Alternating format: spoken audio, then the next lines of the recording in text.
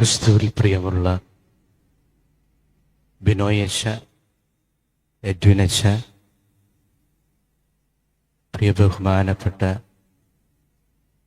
ഇന്നത്തെ ഈ തിരുനാൾ ഏറ്റെടുത്ത് നടന്ന പ്രസിദ്ധന്തിമാരെ, പ്രിയ സഹോദരിമാരെ, സഹോദരന്മാരെ, പ്രിയ കുട്ടികളെ, നാം ഇന്ന് ആഘോഷിക്കുന്ന വിശുദ്ധ ജോർജിൻ്റെ തിരുനാളിൻ്റെ എല്ലാവിധ മംഗളങ്ങളും ഈ അച്ഛന്മാരുടെ പേരിലും ഇവിടെ കൂടിയിരിക്കുന്ന എല്ലാവരുടെ പേരിലും വികാരിയച്ഛൻ്റെ പേരിലും നിങ്ങൾക്ക് ഓരോരുത്തർക്കും ആശംസിക്കുകയാണ്, പ്രാർത്ഥിക്കുകയാണ്. ഒരു വ്യക്തിയെ അറിയുക, മനസ്സിലാക്കുക 4 രീതിയിലാണ്.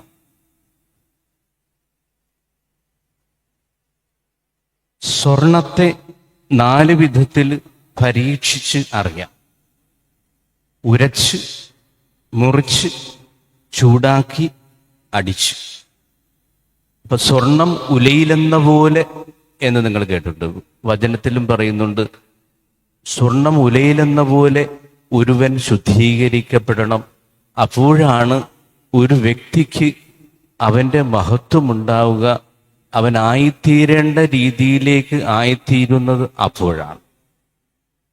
യഥാ ചതുർഭി കനകം പരീക്ഷ്യതേ നിഹർഷണ ഛേദന താപതാവസ്ഥ തഥാ ചതുർഭി പുരുഷ പരീക്ഷ്യതേ ത്യാഗേന ശീലേന ഗുണേന കർമ്മണാഹ.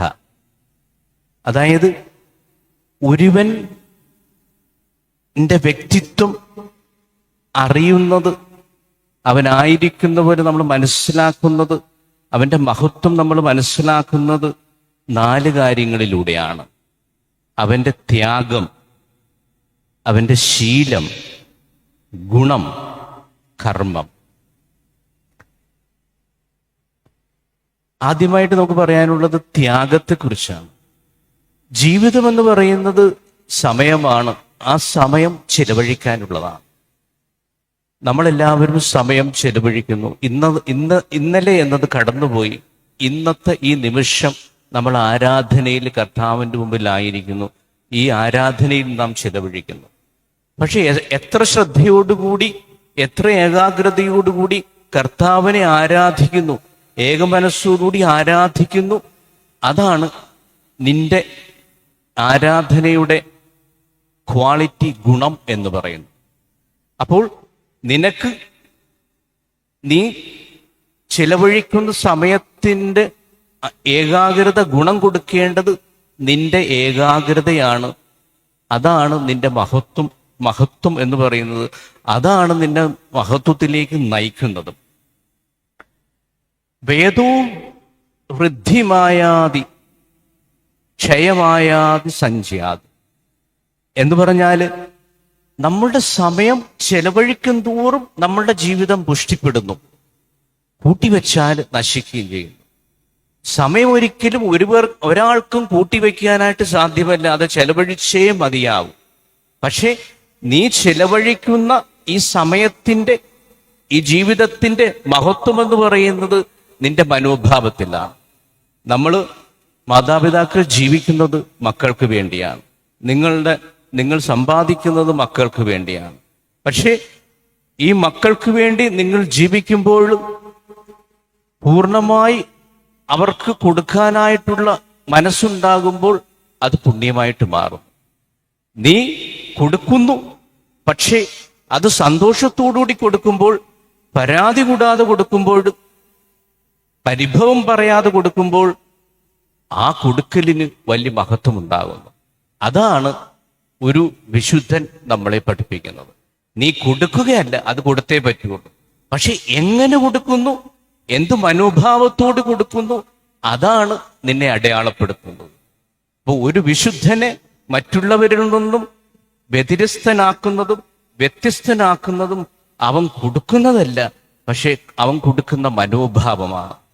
അപ്പോൾ യേശുവിന് വേണ്ടി പൂർണ്ണമായിട്ട് കൊടുക്കുവാനായിട്ട് വിശുദ്ധന് സാധിച്ചപ്പോൾ അത് മഹത്വമേറിയ ഒരു കൊടുക്കലായിട്ട് മാറി. അതാണ് വിശുദ്ധൻ നമ്മെ പഠിപ്പിക്കുന്ന പാഠമെന്ന് പറയുന്നത്. അപ്പോൾ ഇങ്ങനെയുള്ളവർക്ക് ആപത്ത് വരുമ്പോൾ വിഷാദിക്കില്ല, നഷ്ടപ്പെടുമ്പോൾ വിഷാദിക്കില്ല. കാരണം അവർ പൂർണ്ണ മനസ്സോട് കൊടുക്കുവാൻ തയ്യാറായിട്ടാണ് കൊടുക്കുന്നത്. യേശു പറഞ്ഞു, ഞാൻ വന്നിരിക്കുന്നത് നിങ്ങൾക്ക് ജീവൻ ഉണ്ടാകുവാനും അത് സമർത്ഥമായി ഉണ്ടാകുവാനും. അത് ഞാൻ എൻ്റെ ജീവൻ സ്വമേധയാ നൽകുന്നു. ഇങ്ങനെ സ്വമേധയാ സന്തോഷത്തോടുകൂടി പൂർണ്ണ മനസ്സോടുകൂടി നൽകുവാനായിട്ട് ഒരുവന് സാധിക്കുമ്പോഴാണ് അവൻ്റെ കൊടുക്കലിന്, അവൻ്റെ ദാനത്തിന് മഹത്വമുണ്ടാവുക. ഈ ദാനമാണ് ഈ വിശുദ്ധൻ നമ്മെ പഠിപ്പിക്കുന്നത്. അപ്പോൾ പ്രവൃത്തികൾക്കെല്ലാം ഒരു ക്രമമുണ്ട്. നമുക്കറിയാം, നമ്മുടെ ജീവിതത്തിൽ നമ്മൾ ചെലവഴിക്കേണ്ടതാണ്. സമയം മാത്രമല്ല നമുക്കുള്ളതല്ല. പക്ഷെ ഈ ചെലവഴിക്കുമ്പോൾ നമുക്ക് 100 രൂപ കിട്ടുമ്പോൾ സന്തോഷമാണ്. പക്ഷെ ആ 100 രൂപ ചെലവഴിക്കുമ്പോൾ ഒരു വിഷമമുണ്ട്. നാളത്തേക്കൊന്നും ഇല്ലല്ലോ എന്നുള്ള വിഷമം, അല്ലെങ്കിൽ എൻ്റെ കയ്യിൽ നിന്ന് പോയല്ലോ എന്നുള്ള വിഷമം, എന്തെങ്കിലും നഷ്ടപ്പെടുമ്പോഴുള്ള വിഷമം. പക്ഷേ ഒരു വിശുദ്ധനെ ഒരു വ്യതിരിക്തനാക്കുന്നത് നഷ്ടപ്പെടുമ്പോഴും സന്തോഷത്തോടുകൂടി നഷ്ടപ്പെടുവാനുള്ള ഒരു മനസ്സ് അവൻ സ്വായത്തമാക്കുന്നു എന്നുള്ളതാണ്. അതുകൊണ്ടാണ് യേശു പറയുന്നത്, സ്നേഹിക്കുക എന്ന് പറഞ്ഞാൽ ഏറ്റവും വലിയ സ്നേഹമെന്ന് പറയുന്നത് ജീവൻ നൽകി ഒരു സുഹൃത്തിന് നിങ്ങളുടെ ജീവൻ നൽകി സ്നേഹിക്കാൻ കഴിയുമ്പോഴാണ് അത് വലിയ സ്നേഹമായിട്ട് മാറുന്നത്. അപ്പോൾ ഇങ്ങനെ ജീവൻ നൽകി സ്നേഹിക്കാനായിട്ട് ഒരാൾക്ക് നൽകുവാനുള്ള, അല്ലെങ്കിൽ ഒരു പ്രസ്ഥാനത്തിന് നൽകുവാനുള്ള, വ്യക്തികൾക്ക് നൽകുവാനുള്ള, കുടുംബത്തിന് നൽകുവാനുള്ള ഒരു നല്ല മനസ്സാണ് നമ്മൾ സ്വായത്തമാക്കേണ്ടത്. അപ്പോൾ നമ്മളെല്ലാവരും കൊടുക്കുന്നവരാണ്, ത്യാഗമെടുക്കുന്നവരാണ്. പക്ഷെ നിന്റെ ത്യാഗത്തിന് പിറകിലുള്ള നിന്റെ മനോഭാവമാണ് നിന്നെ വ്യതിരക്തനാക്കുന്നത്, നിന്നെ വിശുദ്ധനാക്കുന്നത്, നിന്നെ പൂർണ്ണനാക്കുന്നത്. അതാണ് വിശുദ്ധ ജോർജ് നമ്മെ പഠിപ്പിക്കുന്നത്. ഇങ്ങനെ കൊടുക്കുവാനായിട്ട് അവനെ സഹായിച്ച ചില ഘടകങ്ങളുണ്ട്. അത് സഹായിച്ചത്, അവനെ പ്രേരിപ്പിച്ചത്, അവനെ എപ്പോഴും പറഞ്ഞ് അവനെ ആ നിലയിലാക്കിയ ഒരു വ്യക്തിയുണ്ട്. അത് അവൻ്റെ അമ്മയാണ്. നിങ്ങൾക്കറിയാം, പലരും ഇവിടെ വിശുദ്ധ ജോർജിന്റെ തിരുനാൾ നമ്മൾ ആഘോഷിക്കുമ്പോൾ ചരിത്രമൊക്കെ പറഞ്ഞു. ഞാൻ ഒത്തിരി ചരിത്രമൊന്നും പറയാനായിട്ട് ഉദ്ദേശിക്കുന്നില്ല. പക്ഷേ ഈ അമ്മ ചെയ്ത കാര്യം ഒന്ന് ഹൈലൈറ്റ് ചെയ്യാനായിട്ട് ഞാൻ ആഗ്രഹിക്കുകയാണ്. സെയിന്റ് ജോർജിന്റെ അപ്പച്ചൻ ഒരു പട്ടാളക്കാരനായിരുന്നു, അതുപോലെ വധിക്കപ്പെട്ട ഒരു വ്യക്തിയാണ്. അപ്പോൾ വിശ്വാസത്തിനു വേണ്ടി ജീവിതം കൊടുത്ത ഒരു വ്യക്തിയായിരുന്നു സെയിന്റ് ജോർജിന്റെ അപ്പൻ. ഈ അപ്പൻ മരിച്ചപ്പോൾ ഈ അപ്പന്റെ രുധിരത്തിൽ മുക്കിയ ഒരു തൂവാലയുണ്ടായിരുന്നു.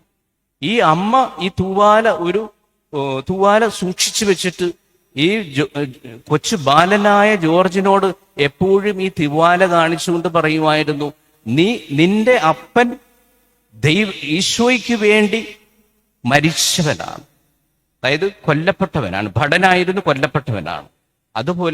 അതുപോലെ നീയും നിന്റെ ജീവിതത്തിൽ യേശുവിന് വേണ്ടി എപ്പോഴും സാക്ഷ്യം വഹിക്കണം. നിന്റെ അപ്പൻ അവന്റെ മരണം വഴി, മരിക്കുന്നത് വഴി, രക്തം ചിന്തുക വഴി യേശുവിന് സാക്ഷ്യം വഹിച്ചതുപോലെ നീയും യേശുവിന് വേണ്ടി സാക്ഷ്യം വഹിക്കണമെന്ന് ഒരു പ്രാവശ്യമല്ല പറഞ്ഞത്, നിരന്തരം അവനെ ഓർമ്മിപ്പിക്കുമായിരുന്നു. ഈ അപ്പന്റെ രക്തത്തിൽ കുതിർന്ന തൂവാല കാണിച്ചുകൊണ്ട് ഈ അമ്മ എപ്പോഴും അവനോട് പറയുമായിരുന്നു, നീ നിന്റെ അപ്പനെ പോലെ യേശുവിന് വേണ്ടി ഒരു സാക്ഷിയാകണം. അപ്പോൾ വിശുദ്ധ ജോർജിന്റെ തിരുനാൾ നമ്മൾ ഇന്ന് ആഘോഷിക്കുന്നെങ്കിൽ, അവന്റെ രക്തസാക്ഷിത്വം നമ്മൾ ഓർക്കുന്നുവെങ്കിൽ, നിങ്ങൾ ഓർക്കേണ്ട ഒരു കാര്യമുണ്ട്. അവനെ അങ്ങനെ ഒരു രക്തസാക്ഷിയാകാനായിട്ട് പ്രേരിപ്പിച്ചത്, അവനെ നിരന്തരം അവന്റെ കൂടെ നടന്ന് അവനെ ആ രീതിയിലേക്ക് വളർത്തിയെടുത്തത് അവന്റെ അമ്മയാണ്. അവന്റെ വിശ്വാസത്തിൽ അവൻ നിലനിന്നെങ്കിൽ, ആ വിശ്വാസത്തിൽ നിലനിൽക്കാൻ അവനെ പ്രേരിപ്പിച്ചതും അവനെ സഹായിച്ചതും അവന്റെ കൂടെ നടന്നതും അവന്റെ അമ്മയാണ്. ഒരു വിശുദ്ധ അഗസ്റ്റിന്റെ തിരുനാൾ നാം ആഘോഷിക്കുന്നുണ്ടെങ്കിൽ ആ വിശുദ്ധ അഗസ്റ്റിൻ വിശുദ്ധനാക്കി തീർത്തത് മോനിക്ക എന്ന് പറയുന്ന അമ്മയാണ്. ആ ഒരു മോനിക്ക ഇല്ലായിരുന്നെങ്കിൽ നിങ്ങൾ ഒരിക്കലും ഒരു അഗസ്റ്റിന്റെ തിരുനാൾ ആഘോഷിക്കില്ല. അപ്പോൾ അഗസ്റ്റിൻ ആഫ്രിക്കയിൽ നിന്ന് റോമിലേക്ക് പോയപ്പോൾ എന്താ ഞാനും നിന്റെ കൂടെ വരുന്നു എന്നും പറഞ്ഞ് ചാടിപ്പുറപ്പെട്ട്, ഓർക്കുക അന്ന് എങ്ങനെയൊക്കെ വലിയ ബുദ്ധിമുട്ടാണ് പോകാൻ. ആ മകന്റെ കൂടെ വരുവാനുള്ള കാര്യം ആ മകൻ എങ്ങനെയാണെന്ന് അമ്മയ്ക്കറിയാമായിരുന്നു. അപ്പോൾ അവന്റെ കൂടെ നടന്ന് എപ്പോഴും അവന്റെ കൂടെ ആയിരുന്നു കൊണ്ട് യേശുവിലേക്ക് നയിക്കുവാനായിട്ട് ആ മോനിക്കയ്ക്ക് സാധിച്ചു. അതുപോലെ തന്നെ നമുക്കറിയാം, ഈ ബൾബ് കണ്ടുപിടിച്ച ഒരു ശാസ്ത്രജ്ഞൻ എഡിസൺ. അപ്പോൾ ബൾബ് കണ്ടുപിടിച്ച ശാസ്ത്രജ്ഞനെ കുറിച്ച് ടീച്ചർ എഴുതിയത് ഇങ്ങനെയാണ്: ഇവൻ ഈ സ്കൂളിലെ ഈ ക്ലാസ്സിലെ ഏറ്റവും മണ്ടനാണ്, അതുകൊണ്ട് ഇവനെ ഇവിടെ പഠിപ്പിക്കാനായിട്ട് സാധ്യമല്ല.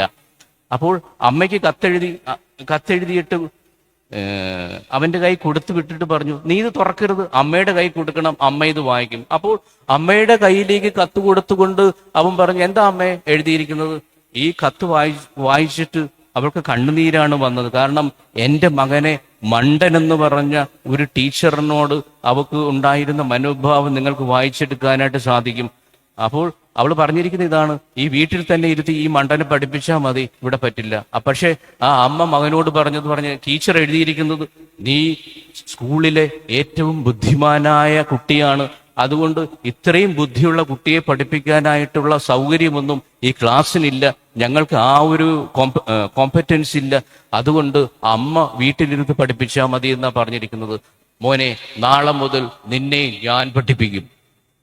അവൻ അങ്ങനെ പഠിപ്പിച്ച്, അമ്മയാണ് അവനെ പഠിപ്പിച്ച് അവൻ ഒരു വലിയ ശാസ്ത്രജ്ഞനായി അവൻ നമ്മളെല്ലാവരും ഇന്ന് ഉപയോഗിക്കുന്ന ഈ ബൾബ് അവൻ കണ്ടുപിടിച്ചു.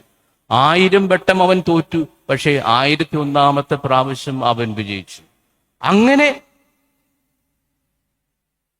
മഹാനായ ഒരു വ്യക്തിയുടെ വളർച്ചയ്ക്ക് പിന്നിൽ ത്യാഗപൂർവം കാത്തിരിക്കുന്ന, പഠിപ്പിക്കുന്ന ഒരമ്മയുണ്ട് എന്ന് മനസ്സിലാക്കുക.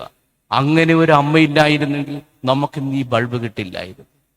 ആ അമ്മയ്ക്ക് അവനെ ഉദ്ദീപിപ്പിക്കാനായിട്ട് സാധിച്ചു. ആ അമ്മയ്ക്ക് അവളുടെ ത്യാഗം വഴി, അവളുടെ സ്നേഹം വഴി ആ മകനെ ഉയർത്തിക്കൊണ്ടുവരാനായിട്ട് സാധിച്ചു. യഥാർത്ഥത്തിൽ ഇതാണ് ഒരു അപ്പന്റെയും അമ്മയുടെയും ത്യാഗം. നിന്റെ മകൻ ഉയർത്തിട്ടുണ്ടെങ്കിൽ, നിന്റെ മകൾ ഉയർത്തിട്ടുണ്ടെങ്കിൽ അത് ഒരമ്മയുടെ, ഒരപ്പന്റെ ത്യാഗമാണ്. ഈ തിരുനാൾ നമ്മൾ ആഘോഷിക്കുമ്പോൾ ഒരു സെന്റ് ജോർജിനെ ഒരു രക്തസാക്ഷിയായി യേശുവിന് വേണ്ടി ത്യാഗം സഹിച്ച ഒരു വലിയ വിശുദ്ധന്റെ തിരുനാൾ നമ്മൾ ആഘോഷിക്കുന്നുണ്ടെങ്കിൽ അതിൻ്റെ പിറകിൽ അതിനുവേണ്ടി ത്യാഗം സഹിച്ച് ഒരു വലിയ അമ്മ കൂടിയുണ്ട് എന്ന് നമ്മൾ ഓർക്കണം എന്ന് നിങ്ങളെ ഞാൻ ഓർമ്മിപ്പിക്കുകയാണ്. അതുപോലെയാണ് നിങ്ങൾ ഓരോരുത്തരും നിന്റെ മകളുടെ ആ ഉയർച്ചയ്ക്ക് പിന്നിൽ ത്യാഗപൂർവം, പ്രാർത്ഥനാപൂർവം, കണ്ണുനീരോടുകൂടി കാത്തിരിക്കുന്ന, പിൻചെല്ലുന്ന ഒരു അപ്പനും ഒരു അമ്മയുമുണ്ട്. അപ്പോൾ നിങ്ങളുടെ ത്യാഗത്തിന് വലിയ വിലയുണ്ട്. പക്ഷേ ഈ ത്യാഗത്തിന് വിലയുണ്ടാകുന്നത് പരാതി കൂടാതെ പറയുമ്പോഴാണ്. അപ്പൊ ചിലരൊക്കെ പറയാറുണ്ട്, എന്താ നിന്നെ ഞാൻ വളർത്തി, നിന്നെ പ്രസവിച്ചപ്പോൾ എനിക്ക് എന്തൊരു വേദനയായിരുന്നു, എത്ര ദിവസം ഞാൻ ഹോസ്പിറ്റലിൽ കിടന്ന്, ഞാൻ ചത്തുപോകുമെന്നാണ് ഡോക്ടർ പറഞ്ഞത്, അങ്ങനെ ഒത്തിരി ത്യാഗത്തോടുകൂടി നിന്നെ സഹിച്ചു, ഇപ്പോഴാ നീ കാണിക്കുന്നത് ഇങ്ങനെയാ. പക്ഷേ യഥാർത്ഥ ത്യാഗമെടുക്കുന്ന ഒരമ്മ അങ്ങനെ പറയാറില്ല. എൻ്റെ ജീവിതത്തിൽ ഒരു അനുഭവം ഉണ്ടായിരുന്നു. നിങ്ങൾക്ക് എല്ലാവർക്കും അറിയാം, ഞാൻ ഒരു മകനാണ്. എൻ്റെ അമ്മയോട് എനിക്ക് വലിയ സ്നേഹമായിരുന്നു. ഞാൻ 10ാം ക്ലാസ്സിൽ പഠിക്കുമ്പോൾ എനിക്ക് മഞ്ഞപ്പിത്തം. ഞാൻ അന്ന് തന്നെ ചത്തുപോകേണ്ടതായിരുന്നു. എന്തോ ദൈവത്തിൻ്റെ ഇടപെടൽ കൊണ്ടായിരിക്കാം ഞാനിന്ന് ജീവിച്ചിരിക്കുന്നത്. അപ്പോൾ എൻ്റെ അമ്മ എപ്പോഴും എൻ്റെ കൂടെ ഉണ്ടായിരുന്നു. ഒരിക്കലും ഹോസ്പിറ്റലിൽ കയറിയ ദിവസം മുതൽ രോഗവിമുക്തനായി ഇറങ്ങിയ ദിവസം വരെ അമ്മ എൻ്റെ കൂടെ ഉണ്ടായിരുന്നു. അപ്പോൾ അമ്മ കുറച്ചു നേരം രാത്രിയൊക്കെ ഉറങ്ങുമ്പോൾ ഈ കട്ടിലിൻ്റെ കുറുകെ ഇങ്ങനെ കിടക്കുമായിരുന്നു. എനിക്ക് വലിയ അസ്വസ്ഥതയുണ്ടായിരുന്നു. ഞാൻ ഒരു ദിവസം അമ്മയെ ചവിട്ടി താഴെ ഇട്ടു. ഞാനൊരു ചവിട്ട് കൊടുത്തു, അമ്മ താഴെ വീണു. അപ്പം അപ്പൊ ഞാൻ അപ്പം പകല് എൻ്റെ അടുത്ത് കിടന്ന ഒരു സ്ത്രീയായിരുന്നു. അവള് പറഞ്ഞു, ഇന്നലെ നീ ചെയ്തത് എന്താണെന്ന് ഓർക്കുന്നുണ്ടോ? ഞാൻ പറഞ്ഞു, ഞാനൊന്നും ഓർക്കുന്നില്ല. നിന്റെ അമ്മയെ നീ ചവിട്ടി താഴെ ഇട്ടു എന്ന് പറഞ്ഞു. എനിക്കങ്ങ് ഭയങ്കര വിഷമമായി. പക്ഷേ എൻ്റെ അമ്മ മരിക്കുന്നത് വരെ, അല്ലെങ്കിൽ ഒരിക്കലും ഞാൻ വരുന്നപ്പോൾ ഒരിക്കലും എന്നോട് പറഞ്ഞിട്ടില്ല നീ എന്നെ അന്ന് ചവിട്ടി താഴെയിട്ട്, അല്ലെങ്കിൽ ഞാൻ പറയുന്നത് ഇത്രയും ത്യാഗം സഹിച്ചിട്ടും ഞാൻ പറയുന്നത് നീ കേൾക്കുന്നില്ല എന്ന് ഒരിക്കലും എൻ്റെ അമ്മ എന്നോട് പറഞ്ഞിട്ടില്ല. നിങ്ങൾ പരാതി പറയുന്നെങ്കിൽ അത് സ്നേഹമല്ല. നിങ്ങൾ പരാതി പറയുന്നെങ്കിൽ നിങ്ങൾ അനുഭവിക്കുന്ന ത്യാഗത്തിന് ഒരു വിലയുമില്ല. അതുകൊണ്ട് നിങ്ങൾ ഓർക്കേണ്ട ഒരു കാര്യമുണ്ട്, നിങ്ങൾ ത്യാഗം സഹിക്കുന്നുണ്ട്, പക്ഷെ നിങ്ങൾ പരാതി പറഞ്ഞിട്ട് ആ ത്യാഗത്തിന്റെ വില ഇല്ലാതാക്കരുത്. അപ്പോൾ നീ പരാതി പറയാതിരിക്കുമ്പോഴാണ് നീ അനുഭവിക്കുന്ന ത്യാഗത്തിന് ദൈവത്തിന്റെ സന്നിധിയിൽ വലിയൊരു വിലയുണ്ടാവുക. രണ്ടാമത്തത് ഗുണമാണ്. ഈ ഗുണങ്ങളിലേക്ക്, ഒരു വ്യക്തിയുടെ ഗുണങ്ങളിലേക്ക് നമ്മൾ വളർത്തേണ്ടത് ഏതൊക്കെയാണ് ഗുണം? പരിശുദ്ധാത്മാവിന്റെ ദാനങ്ങളും ഫലങ്ങളും ഒക്കെ ഗുണങ്ങളാണ്. ഈ ഗുണങ്ങളിലേക്ക് വളർത്തേണ്ടത് അപ്പനും അമ്മയുമാണ്. ഈ വലിയ ഗുണം പുണ്യങ്ങളിലേക്ക് വളരുമ്പോൾ, ഇങ്ങനെ ത്യാഗമെടുക്കാനായിട്ട് സാധിക്കുന്ന ഒരു വ്യക്തിയായിട്ട് മാറുമ്പോഴാണ്, ഒരു അമ്മയ്ക്കും അപ്പനും ത്യാഗമെടുക്കാനായിട്ട് സാധിക്കുമ്പോൾ വ്യക്തിയാകുമ്പോഴാണ് ജീവൻ വരെ നൽകാനുള്ള, ത്യാഗമെടുക്കാനുള്ള ഒരു സെന്റ് ജോർജിനെ പോലെയുള്ള ഒരു വ്യക്തിയായി നിന്റെ മകനും മകളും മാറുക. അത് പരാതി കൂടാതെ നിങ്ങൾ സഹിക്കുമ്പോഴാണ് വലിയ കൃപ നിങ്ങളുടെ മക്കൾക്ക് ലഭിക്കുക. വിശുദ്ധന്റെ തിരുനാള് നമ്മളെ ഓർമ്മിപ്പിക്കുന്നത് അതാണ്. ഈ ഗുണങ്ങളിലേക്ക് വളർത്തുവാനായിട്ട് നമുക്ക് സാധിക്കണം. ഈ ഗുണങ്ങൾ എപ്പോഴാണ് നമുക്ക് ഉണ്ടാവുക? ശീലങ്ങളിലൂടെയാണ്. നല്ല ശീലങ്ങൾ ഒരു വ്യക്തിക്ക് ഉണ്ടാകുമ്പോഴാണ് അവൻ കുലത്തിന് അലങ്കാരമായിട്ട് മാറുക. കുലം എന്ന് പറഞ്ഞാൽ വീടിന്, നാടിന്, രാഷ്ട്രത്തിന്, അല്ലെങ്കിൽ ലോകത്തിന് തന്നെ, അല്ലെങ്കിൽ സഭയ്ക്ക് അലങ്കാരമായിട്ട് മാറുന്നത് അങ്ങനെയാണ്. അപ്പോൾ ഈ ഗുണങ്ങൾ വളർത്തുവാനായിട്ട് സാധിച്ചത് കൊണ്ടാണ് യഥാർത്ഥത്തിൽ ഈ വിശുദ്ധൻ അവൻ ഈ സഭയ്ക്ക് ഒരു അലങ്കാരമായിട്ട് മാറി. സ്വന്തം ജീവൻ പരാതി കൂടാതെ സ്വമേധയാ നൽകുവാനുള്ള തലത്തിലേക്ക് വളരുക, അത് വളർത്തിയത് അവന്റെ അമ്മയാണ്. അപ്പോൾ ഒരു വൃക്ഷത്തിലെ പുഷ്പങ്ങളുടെ സുഗന്ധം കൊണ്ട് ഒരു വനം മുഴുവൻ സുഗന്ധപൂരിതമാകുന്നത് പോലെ ഒരു നല്ല പുത്രനെ കൊണ്ട് കുലം പ്രശസ്തമാകും. അപ്പോൾ നിങ്ങൾക്ക് വേണ്ടത് നല്ല പുത്രന്മാരും പുത്രിമാരുമാണ്. എങ്ങനെയാണ്? എന്താണ് പുത്രൻ എന്ന് പറയുന്നത്? പാപനാമ നരകായതു ഖായേതിത പുത്ര എന്നാണ് പറയുക. അതായത് പുത്രൻ എന്ന് പറയുന്നത്, പുത്രി എന്ന് പറയുന്നത് പുന്നാഹമാകും നരകത്തിൽ നിന്നുടൻ താതനെ ത്രാണനം ചെയ്യുന്നവനാണ് സുപുത്രൻ. അതല്ലെങ്കിൽ സുപുത്രി. നിന്റെ മകൻ നല്ല പുത്രനും നല്ല പുത്രിയുമാകണമെങ്കിൽ നീ ത്യാഗമെടുക്കണം. പരാതി കൂടാതെ ത്യാഗമെടുക്കുമ്പോഴാണ് നിന്റെ പുത്രനും പുത്രിക്കും ഗുണങ്ങളിൽ വളരുവാനായിട്ട് സാധിക്കുക, ശീലങ്ങളിൽ വളരാനായിട്ട് സാധിക്കുക. അപ്പൊ സുപുത്ര കുലദീപഹ എന്ന് പറയുന്നു. അപ്പൊ നല്ല കുലത്തില് നല്ല കുലമുണ്ടാകുന്നത് നല്ല പുത്രൻ ഉണ്ടാകുമ്പോഴാണ്. ഈ നല്ല പുത്രൻ വഴി നല്ല കുലമുണ്ടാകുമ്പോൾ, നല്ല കുടുംബമുണ്ടാകുമ്പോൾ ആ സുപുത്രൻ, നല്ല പുത്രൻ കുലത്തിന് അല്ലെങ്കിൽ കുടുംബത്തിന് ദീപമായിട്ട് മാറും, വിളക്കായിട്ട് മാറും. അപ്പൊ ഇതാണ് വിശുദ്ധനിൽ നമുക്ക് കാണാനായിട്ട് സാധിക്കുക. ഈ ഗുണങ്ങളെ വളർത്താനായിട്ട് അവന് സാധിച്ചത് നല്ലൊരു അമ്മ അവനുണ്ടായിരുന്നു കൊണ്ടാണ്. പുണ്യത്തിൽ വളർന്ന ഒരമ്മ ഉണ്ടായതുകൊണ്ട്. അപ്പോൾ വചനം കൊടുക്കുന്ന ഒരമ്മയുണ്ടായത് കൊണ്ടാണ്. അപ്പോഴാണ് കർമ്മം ഉണ്ടാവുക. ഈ കർമ്മം എന്ന് പറയുന്നത് എന്താണ്? ഞാൻ വന്നിരിക്കുന്നത് നിങ്ങൾക്ക് ജീവൻ ഉണ്ടാകുവാനും അത് സമൃദ്ധമായി ഉണ്ടാകുവാനാണ്. അപ്പോൾ വിശുദ്ധനും പറയുന്നത് ഇതാണ്, എന്റെ ജീവൻ വഴി ഞാൻ മറ്റുള്ളവർക്ക് ജീവൻ നൽകുന്നു. എന്റെ ജീവൻ കൊടുത്തും അവന് സാക്ഷി പകർന്നു. യേശു പറഞ്ഞു, മറ്റുള്ളവരുടെ മുമ്പിൽ എന്നെ സാക്ഷ്യപ്പെടുത്തുന്നവനെ, ഏറ്റുപറയുന്നവനെ ഞാൻ എൻ്റെ പിതാവിന്റെ മുമ്പിൽ ഏറ്റുപറയും. ഒരു ക്രിസ്ത്യാനിയുടെ ആത്യന്തികമായ ദൗത്യം എന്ന് പറയുന്നത് യേശുവിനെ ഏറ്റുപറയുന്നതാണ്. അപ്പോൾ ഡയക്ലീഷ്യൻ ചക്രവർത്തി നിന്നെ കൊല്ലുമെന്ന് പറഞ്ഞപ്പോഴും, നിന്റെ വിശ്വാസം ത്യജിക്കണമെന്ന് പറഞ്ഞപ്പോഴും അതിനെ എതിരായിട്ട് യേശുവിനെ പ്രഘോഷിക്കാനുള്ള ധൈര്യം അവനുണ്ടായി. അപ്പോൾ ഒരു മാതാവ്, ഒരു പിതാവ്, ഒരു മകനെ, ഒരു സുപുത്രനെ, ഒരു സുപുത്രിയെ പഠിപ്പിക്കേണ്ടത് യേശുവിനെ പ്രഘോഷിക്കാനാണ്, അവന്റെ വാക്കിൽ, അവന്റെ പ്രവൃത്തിയിൽ. അപ്പോൾ ഇങ്ങനെ പ്രഘോഷിക്കുവാനായിട്ട് പ്രാപ്തയാക്കുമ്പോഴാണ് ഈ വിശുദ്ധന്റെ തിരുനാൾ ആഘോഷിക്കുന്നതിൽ നമുക്ക് സാങ്കത്യമുണ്ടാവുക. അതുപോലെ ഇങ്ങനെ ഒരു സുപുത്രനും സുപുത്രിയും നമുക്ക് ഉണ്ടാവുമ്പോഴെന്താ, അവൻ എവിടെ പോയാലും, എവിടെ പഠിക്കാൻ വിട്ടുപോയാലും യേശുവിന് സാക്ഷി വഹിക്കുന്ന വ്യക്തിയായിട്ട് തീരും. അല്ലെങ്കിൽ നാടിന് നല്ലവനായിട്ട് മാറും, നാടിന് യശസ് നൽകുന്നവനായിട്ട് മാറും, നാടിന്, കുടുംബത്തിന് യശസ് നൽകുന്നവനായിട്ട് മാറും. അങ്ങനെ നാടിനും കുടുംബത്തിനും യശസ് നൽകിയവനാണ് വിശുദ്ധ ജോർജ്. അപ്പോൾ ആ വിശുദ്ധ ജോർജിനെ വളർത്തിയത്, അവനെ ആക്കി തീർത്തത് അവന്റെ അമ്മയാണ്, അവന്റെ അമ്മയുടെ ത്യാഗമാണ്, അവന്റെ അമ്മയുടെ പ്രാർത്ഥനയാണ്. അവന്റെ അമ്മ വചനത്തിൽ അധിഷ്ഠിതമായ ഒരു ജീവിതം നയിച്ചത് കൊണ്ടാണ്. അപ്പോൾ വിശുദ്ധന്റെ ജീവിതം ഓരോ അമ്മയ്ക്കും ഓരോ അപ്പനും ഒരു വലിയ വെല്ലുവിളിയാണ്. കാരണം ഈ വിശുദ്ധനെ പോലെ എൻ്റെ മകനെ, എൻ്റെ മകളെ വളർത്തിയെടുക്കുവാനുള്ള ഒരു കടമ എനിക്കുണ്ട് എന്ന് ഒരപ്പനോടും ഒരമ്മയോടും വിശുദ്ധൻ എന്ന് പറയുകയാണ്. ആ ചാലഞ്ച് നമുക്ക് ഏറ്റെടുക്കാം. നമ്മുടെ മക്കളെ ഈ വിശുദ്ധനെ പോലെ, രക്തസാക്ഷിയായി മരിച്ച ഈ വിശുദ്ധനെ പോലെ യേശുവിന് സാക്ഷ്യം വഹിക്കുന്ന മക്കളായിട്ട് നമ്മുടെ മക്കളെ വളർത്തുവാനുള്ള കൃപയ്ക്ക് വേണ്ടി ഈ ബലിയിൽ നമുക്ക് പ്രാർത്ഥിക്കാം. ആമേൻ.